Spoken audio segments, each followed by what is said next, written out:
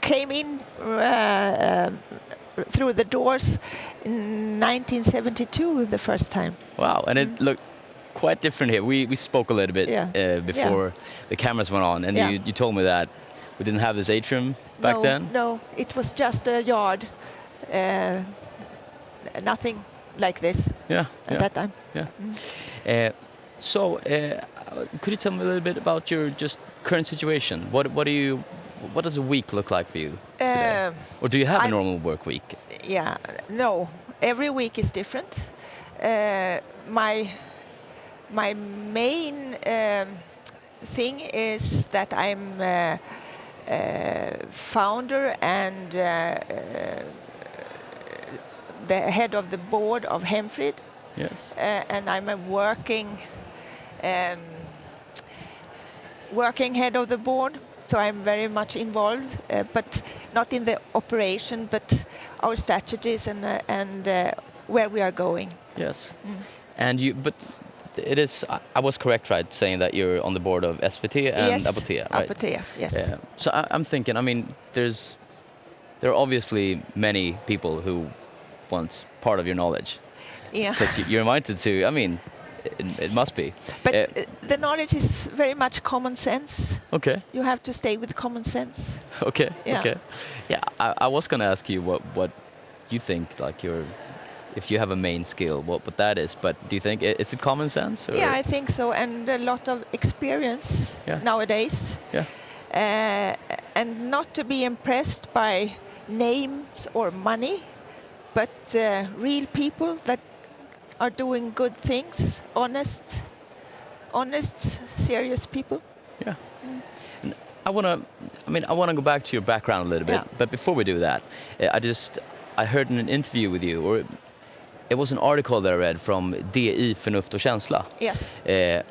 That you think that art and culture is very important, and the business sector should have more art and culture. Absolutely. And we have a lot of art here at SSE from a couple of years back. Yeah. And I'm not sure that all students are completely sure why we have that much art.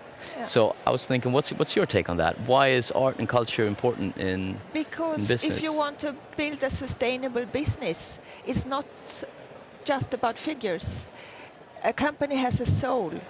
People, they want to know why they're working, why they're going to work each morning, to keep their motivation. And that's not only figures, it's real life. So do you think, is there a...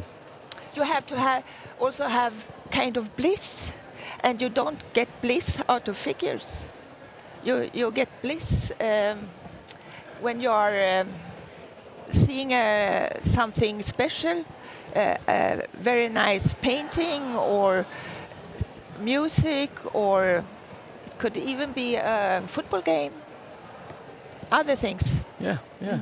And I mean, you founded, would you say, I mean, you're the at least inventor of Metro. Would you say that, did you found it? Would you say that? We were three. Yeah. 3 co-founders. But we had all three of us the same idea, and then when we met, it sort of melted to a business idea, and then we founded the company that we then 2 years after, or 2.5 years after, sold to Jan Stenbeck. Yeah. And then a year after that, in '96, you founded Hemfrid. And I mean, as you said, I'm still you're on the board, very and you're very much occupied with it. Yeah. And I'm imagining that, let's say, because it took you 6 years to get a profit, right? Yeah. So let's say, January 1997, the budget for art is not that big, I can assume or imagine. How do you work with that? Because there's still, I mean, art doesn't have to be expensive, obviously. You mentioned a vision. So what was the vision of Hemfrid? How could you inspire people to join you? For me, it was this is needed. Someone has to do it. If no one else does, I have to do it. So I was very much carried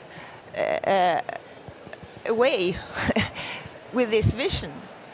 When no one else does it, I have to do it.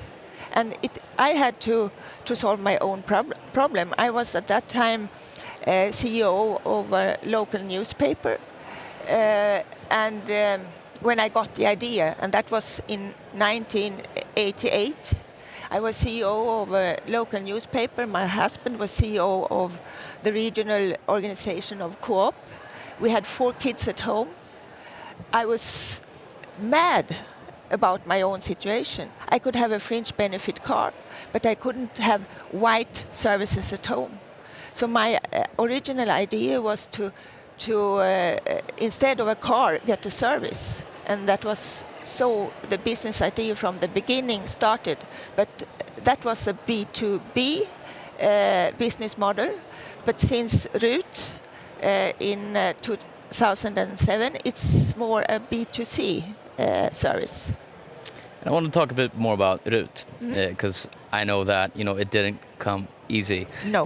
And you've been when I googled articles of you, it says mother of RUT pretty Yes. much, and RUT is I think the translation would be cleaning, maintenance, and washing reduction in English.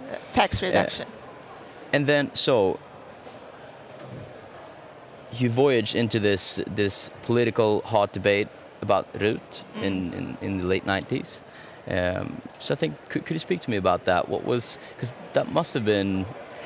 That was originally Tough something I environment. learned from Jan Stenbeck. If you want to change the world, if you want to change people's mind, you have to prove that it's working. And politicians, they want to be re-elected. You have to give them a solution that speaks to the people. So it took me 6 years to prove that the business model was working, and then it took a hell of a lot of convincing the politicians that this was a good thing. It was reducing the black market, and it was also giving people work that were a bit away from the ordinary labor market. And I needed someone whose problem I could solve. And when we had this change of political majority in 2006, Maud Olofsson, she needed a profile question, and this was the question for her. And Anders Borg, he understood that. So then they could decide of doing this tax reduction. In the first place, it was a bit complicated, but in 2009, you could have this tax reduction immediately, and then it was, in my business, it was really a nice hockey stick. So I'm thinking, because staying on that topic of RUT, but for you more personally, because both with, I mean, I'm this is my imagination, so please correct me if I'm wrong, but I think a pattern that goes along with both Metro and Hemfrid is that there's some kind of equality of opportunity idea in both of them. Metro, everyone's able to read the news on the way to work, and then Hemfrid, obviously, you ease up time for both people in a marriage or at home or whatever, so they can spend more time doing other things. But as you have this idea, and I'm thinking that might have been also a vision for you, something important. That was not the way it was welcomed. No. When you. It was rather unsexy. Yeah, and people said that you want to bring back I don't know what pigsamhället is in English, but let's say you did not have like feminists on your side, for example. No. Could you speak to me a bit about that? Because that must have I think taken courage from you to. Yeah, but I think my talent, so to speak, is to see what everyone sees and do what no one has done before. And if you see this need, I was so convinced that it had to come. And the feminists, so to speak, they were thinking backwards. And me and my colleagues or fellow generation friends, they had the same problem, lack of time. Someone has to solve the problem. So I was so convinced, so I could take the rude comments and just hope that time will tell. The one, I can't remember the quote that Nietzsche said. Anyone who has a how can bear any why, or the one who has a why can bear any how, I think is the quote. Yeah, and that's very much aligned with what you're saying. Was there a particular fear or anything that you have to overcome to kind of win that battle? You always have you can always fail, and you have to think for yourself, what is the worst thing that can happen? And if you fail with trying to make the world a better world, okay, at least I tried. I don't want to die without having fulfilled my mission. Yeah, I like that. So, and you also mentioned to see what everyone's seeing, but to do what no one has done. If we take it back even further, you were brought up not that much in Sweden, right? No. You had a father who was working abroad, or a family who was working abroad. So to have a different perspective on Swedish society, that probably came pretty natural for you. Absolutely, and that was why I couldn't understand why these jobs weren't good enough, because this stigma with having someone helping you in your household, that's a Swedish thing. You don't find it anywhere else. Yeah. So I could see it from outside. And for someone who, for any aspiring entrepreneur, that is what you want to do. You want to see what other people see and do what no one has done, I believe. Do you have any ideas or guidelines for someone who wants to kind of work out that muscle? Follow your dream. was that always natural to you? Because No, you still have to come up with a solution for. I would say I'm not afraid of risk, but not that kind of risk that doing a bungee jump or something like that. But to try to prove that your ideas are right, and I want to fight for my ideas. Yeah. So in fighting for your ideas, I also asked Fredrik, who was here earlier, and I will ask everyone about their favorite failure. So in fighting for your ideas, I can imagine that you've failed many times. And absolutely. Got up. And I think that any aspiring entrepreneur or future leader can learn probably more from mistakes that other people have done than their successes. So I want to ask you, do you have a favorite failure of yours that made it possible for you to do what you're doing today? I think I underestimated the time it takes to change people's mind. It takes time. You have to have patience, and I underestimated the time it takes. Do you have any specific? Well, it took 6 years to get the company profitable. It took 11 years to get the idea route through the government. If I had knew that when I started, I would never have started. So then, my next question then must be, how do you know when things are taking too long of a time? Because you have some potential, and there's always the chance that you could use your whatever skills you have in another field better. And I think that's I think you know that inside. Okay. When you don't have any energy no longer. But if you really believe in what you're doing, it can change is 4 steps forward, 3 steps back, 6 steps forward, 5 steps back. That's the way it is. You have to learn that. So follow your gut. Yeah, absolutely. In other words. Absolutely. Yeah. So for an SSC student who is Pardon? for an SSC Stockholm School of Economics student who is inspired by what you're doing, what would you? First of all, what did you do here during your studies? Like, what did you spend your time? Well, I was really fascinated about everything that had to do with organization, Okay. and I even stayed here for 3 years doing research in organizational behavior, because I've found it so interesting how people are working together in organizations and what makes organizations successful. It's like studying a herd of horses, almost. Okay. Horses is my passion. So. But I learned a lot about how you organize for success, and that was really a good thing to have when I started my own business.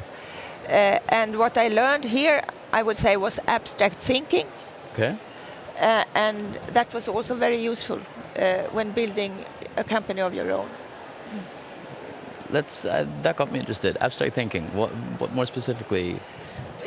You have to look ahead. When I started Hemfrid, I wanted it to be a big company, but I knew it would take time.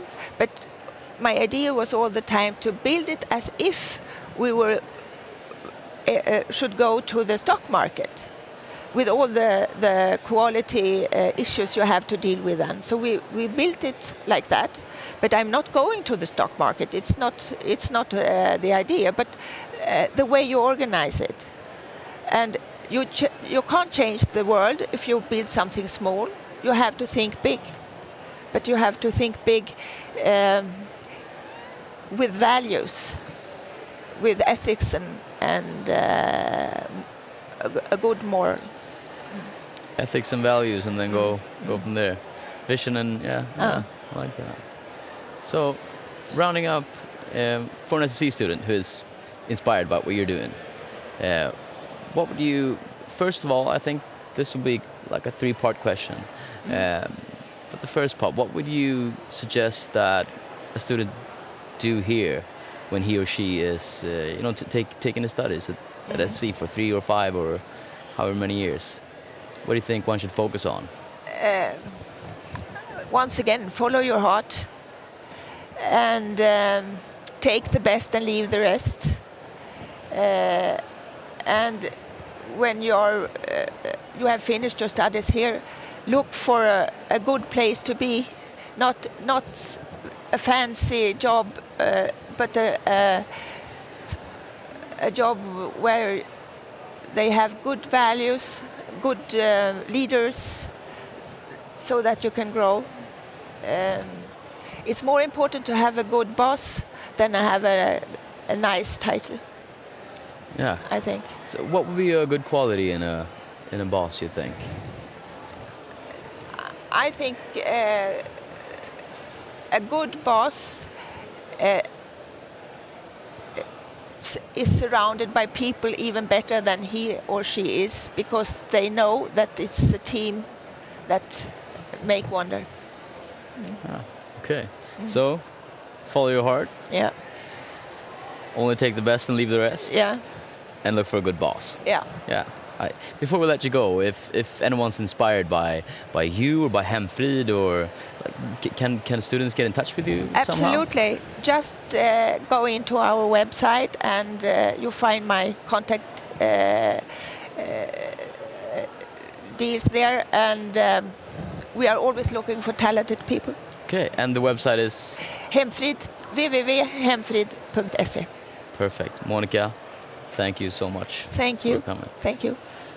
Okay, so next up we have Sean George, who's working at a hedge fund, and he's running his own hedge fund. He's coming here at 11, so sit tight. We'll see you soon.